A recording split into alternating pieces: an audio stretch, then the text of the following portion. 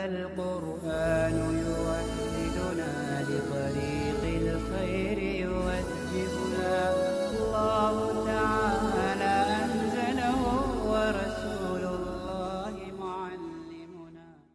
بسم الله الرحمن الرحیم. و همچنین کلام او یک کلام بسیط است اور اسی طرح اس کا کلام ایک کلام بسیط ہے. مالا بدھ منہ کے کتاب الایمان کا یہ دوسرا سبق ہے اور عقائد کا بیان چل رہا ہے کہ ہمیں ذات باری تعالیٰ سے متعلق کیا کیا عقائد کیسے عقائد رکھنے چاہیے ان کا بیان چل رہا ہے. چنانچہ فرماتے ہیں صاحب کتاب کہ اللہ رب العزت کے متعلق اللہ رب العزت کی ایک صفت ہے صفت کلام، یعنی جس طرح ہم بندے لوگ گفتگو کرتے ہیں بات چیت کرتے ہیں اسی طرح اللہ رب العزت کی ایک صفت ہے صفت کلام جو اللہ رب العزت کی ذات کے ساتھ متصف ہے، مگر وہ ہماری گفتگو کی طرح نہیں ہے. اللہ تعالیٰ بھی متکلم ہے، صفت کلام کے ساتھ متصف ہے، مگر اپنی شایان شان ہم اس کا تصور نہیں کر سکتے ہیں، تو اسی کو بیان کر رہے ہیں. تو کہتے ہیں وہ ہم چنی کلام او یک کلام بسیط است، کہ اسی طرح اس کا کلام ایک کلام بسیط ہے. کلام بسیط ہے یعنی حروف و آواز سے نہ بننے والا کلام. ہماری جو گفتگو ہوتی ہے وہ حروف اور آواز سے مل کر بنتی ہے، مگر اللہ رب العزت کی گفتگو ایسی نہیں ہے. کہ تمام کتب منزلہ تفصیل اس، کہ تمام نازل کردہ کتابیں اس کی تفصیل ہے. اللہ رب العزت نے بے شمار کتابیں نازل فرمائی، جن میں مشہور 4 کتابیں ہیں: توریت، انجیل، زبور اور قرآن کریم. اس کے علاوہ بہت سارے صحائف بھی ہیں. تو ان صحائف کے اندر، ان کتابوں کے اندر جو مضمون بیان کیا گیا ہے وہ اللہ رب العزت کی صفت کلام کی تشریح ہے. وخلق و تکوین صفت است، کہہ رہے کہ اسی طرح خلق اور تکوین بھی اللہ تعالیٰ کی ایک صفت ہے. خلق کے معنی آتے ہیں پیدا کرنا، اور تکوین کے معنی آتے ہیں کسی چیز کو عدم سے وجود میں لانا. تو یہ بھی اللہ رب العزت کی جو صفات ہیں ان صفات میں سے ایک صفت ہے. مختص بوی تعالیٰ، جو اللہ تعالیٰ کے ساتھ خاص ہے. ممکن چے باشد کے ممکن را پیدا می تواند کرد، کہہ رہے ہیں ممکن کے بس کی یہ بات نہیں کہ کسی دوسرے ممکن کو پیدا کر سکے.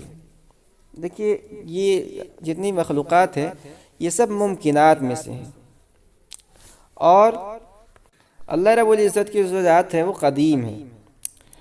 تو ہم جو مخلوقات ہیں ممکنات میں سے ہیں، ہم کسی چیز کو پیدا نہیں کر سکتے ہیں. چنانچہ آج لاکھوں کروڑوں سال ہو گئے دنیا کو پیدا ہوئے، لیکن کسی انسان کی بس کی بات نہیں ہوئی ہے کہ خود اپنی جیسا کوئی انسان پیدا کر سکے. تو اسی کو مضمون کو بیان کر رہے ہیں کہ ممکن چے باشد کے ممکن را پیدا می تواند کرد. ایک ممکن کی بس کی بات نہیں ہے کہ کسی دوسرے ممکن کو پیدا کر سکے. ممکنات بتمامہا چہ جوہر و چہ عرض و چہ افعال اختیاریہ بندگاں ہمہ مخلوق او تعالی اند. کہہ رہے ہیں کہ ممکنات بتمامہا، ممکن جمع ممکنات اور تمام کی جمع تمام ہاں. تو کہہ رہے ہیں کہ ممکنات تمام کے تمام. اب اس اجمال کی تفصیل کر رہے ہیں ممکنات کے اندر کیا کیا چیزیں ہیں. ممکنات و تمام ہاں، ممکنات تمام کے تمام، چہ جوہر خواہ و جوہر ہو، و چہ عرض خواہ و عرض ہو، و چہ افعال اختیاریہ یا و چہ افعال اختیاریہ بندگاں، بندہ کی جمع بندگاں، اور بندہ کے اپنے افعال اختیاریہ.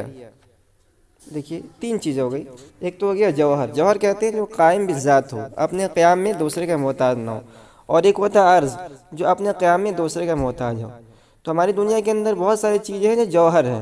مثال کے طور پر لے لیجئے، یہ جیسے ہم نے ایک مکان بنایا تو مکان یہ بن کر تیار ہو گیا، تو ایک جوہر ہے، اس لیے کہ یہ اپنے قیام میں کسی دوسرے کے محتاج نہیں، یہ ہمیں خود بخود کھڑا ہے جب ہم نے اس کو تیار کر دیا۔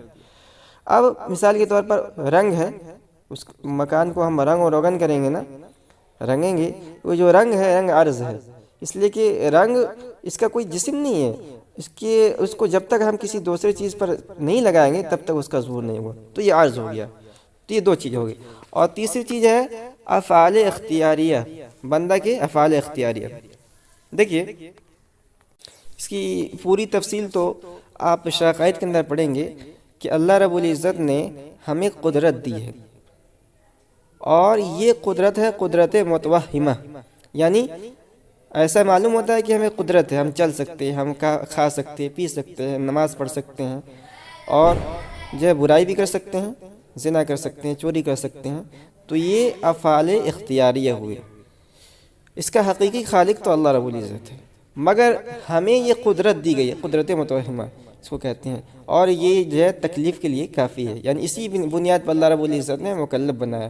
ورنہ ہر بندہ وضو کر سکتا ہے کہ جب اللہ رب العزت نے ہم کو جو ہے کیا کہتے ہیں ان سب چیز کے خالق اللہ رب العزت ہے، تو پھر تو گناہ بھی اللہ رب العزت کے حکم سے ہوتا ہے۔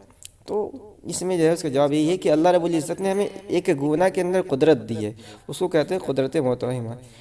تو کہہ رہے ہیں کہ جو تمام کے تمام افعال ہیں، افعال اختیاریہ بندے کے، جیسے کھانا پینا چلنا پھرنا، یہ بھی اللہ رب العزت کی پیدا کردہ ہے، اصل حقیقت میں پیدا کردہ ہے، مگر اللہ رب العزت نے اس کے ساتھ ساتھ ہمیں قدرت دی ہے، اور اسی بنیاد پر اللہ رب العزت نے ہمیں مکلف بنایا۔ تو ترجمہ کر لیتے ہیں، کہہ رہے ہیں کہ ممکنات بتمام، ہاں ممکنات تمام کے تمام، چہ جوہر، خواہ و جوہر ہو، چہ عرض، خواہ و عرض ہو، وچہ افعال اختیاریہ بندگاہ، یا بندوں کی افعال اختیاریہ ہو، ہمہ مخلوق او تعالی ان، یہ سب اللہ رب العزت کی مخلوق ہے، یعنی اللہ رب العزت ان تمام کا خالق ہے۔ آگے اسباب و وسائط را روپوش فعل خود ساختہ است، کہہ رہے ہیں کہ اسباب، وسائط اور اسباب دونوں مترادف ہیں، تو کہہ رہے ہیں کہ اسباب اور وسائط کو، اسباب و وسائط را، اسباب اور وسائط کو روپوش فعل خود ساختہ است، اس نے پوشیدہ کر دیا اپنے فعل کو، فعل خود اپنے فعل کو، اپنی فعل سے مراد تخلیق، تو فعل خود کا ترجمہ ہم جو ہے تخلیق سے کریں گے، تو کہہ رہے ہیں کہ اسباب و وسائط را روپوش فعل خود ساختہ است، اس نے اللہ رب العزت نے اپنے کار تخلیق کو، فعل خود کا ترجمہ ہو رہا ہے کار تخلیق، اپنے کار تخلیق کو اسباب اور وسائط کے پردے میں روپوش کے معنی پوشیدہ کرنا، پوشیدہ کر دیا ہے۔ تو اسباب و وسائط را روپوش فعل خود ساختہ است، اللہ رب العزت نے اپنے کار تخلیق کو اسباب و ذرائع کے پردے میں پوشیدہ کر دیا ہے، یعنی ان تمام چیزوں کا خالق تو اللہ رب العزت ہے، مگر اس کو اللہ رب العزت نے ایک اسباب کے تابع کر دیا ہے۔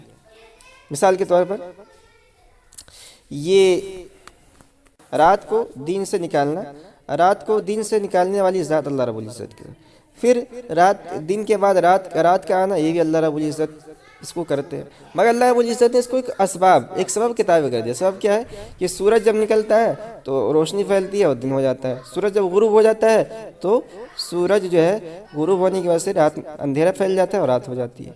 تو بظاہر ہمیں نظر آ رہا ہے کہ ایک سبب یعنی سورج کی وجہ سے دن اور رات کا وجود ہو رہا ہے، مگر ایسا نہیں ہے، یہ جو تمام افعال کا خالق ہے وہ اللہ رب العزت کی ذات ہے،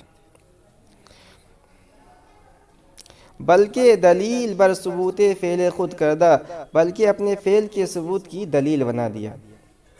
یعنی بظاہر ہمیں تو نظر آ رہا ہے کہ جو ہے ایک سبب سے جو ہے ایک چیز کا وجود ہو رہا ہے، مگر اگر اس کے اندر غور کیا جائے تو اس سے ہم خالق کو پہچان سکتے ہیں۔ اللہ نے قرآن کریم کے اندر فرما دیا، ان فی خلق السماوات والارض واختلاف اللیل والنہار لآیات لأولی الالباب، دن رات کے آنے جانے اور آسمان زمین کی تخلیق میں عقل مندوں کے لیے نشانیاں ہیں۔ تو جو عقل مند لوگ ہوتے ہیں اور غور و فکر کر کے ان اسباب کے اندر اللہ تعالیٰ کو پہچان لیں گے، بے ساختہ کہیں گے کہ اللہ رب العزت اس کا خالق تو ہی ہے۔